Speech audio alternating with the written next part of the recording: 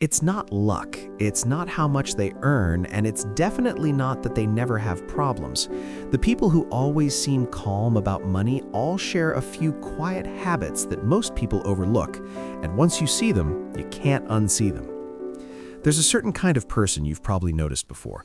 They don't panic when bills show up, they don't check their bank account with fear, they don't get emotional every time they spend money. It almost feels like they figured something out that the rest of us missed. And here's the strange part. They don't always earn more. Some of them make average salaries. Some even make less than you'd expect, but their relationship with money feels different, stable, controlled, almost peaceful. If you're honest, most people don't feel that way. Money feels like pressure, like something you're constantly reacting to. A surprise bill can ruin your mood. Payday feels like relief, but only for a few days. Then the cycle starts again. That was exactly how it felt for Daniel. He was the kind of guy who worked hard, stayed consistent, and still felt like he was always catching up. Every month started with good intentions. This month I'll save more, this month I'll be careful, but by the middle of the month, something always came up. A repair, a subscription he forgot, a dinner out that turned into, I'll just enjoy myself this once. And then came the quiet stress, refreshing his banking app, doing mental math at the grocery store, feeling that small guilt every time he tapped his card. What confused him most was that his income wasn't bad, it just never felt like enough. Then one day something small happened that changed how he saw everything.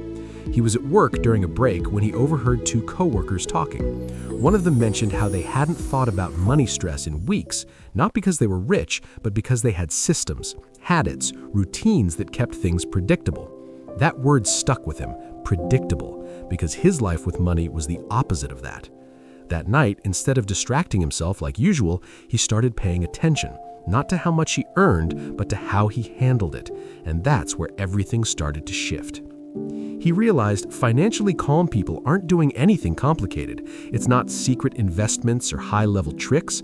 It's small, almost boring behaviors done consistently. But those behaviors change everything. The first habit is simple.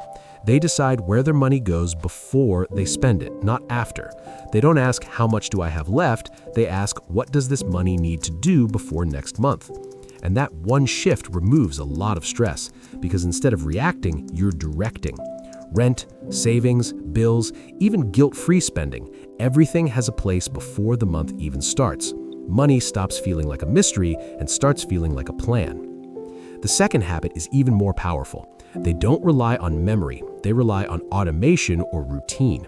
Most financial stress doesn't come from big expenses, it comes from forgetting small things. A subscription you didn't cancel, a bill you didn't expect, a transfer you meant to make but didn't. Calm people remove that mental load. They automate savings, automate bills, and remove decisions that don't need to be decisions. And that creates something rare, mental space. Daniel realized his mind was always busy thinking about money, not because he didn't have enough, but because he was constantly managing it in his head. Then came the third habit, and this one surprised him the most.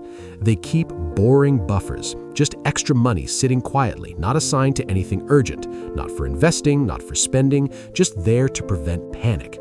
Most people skip this because it feels unnecessary, but that buffer is what stops a small problem from becoming a big emotional reaction. A flat tire doesn't ruin the week, a surprise bill doesn't create panic, it just gets handled. And slowly, Daniel started building one. At first it was small, $50, then $100, but what changed wasn't just the number, it was how he felt seeing it there. For the first time, he wasn't operating on the edge. The fourth habit is something most people underestimate. They check in with their money regularly, but without emotion. Not obsessively, not anxiously, just calmly.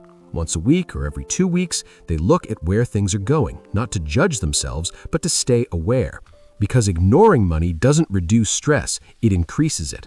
Unknown problems always feel bigger than known ones.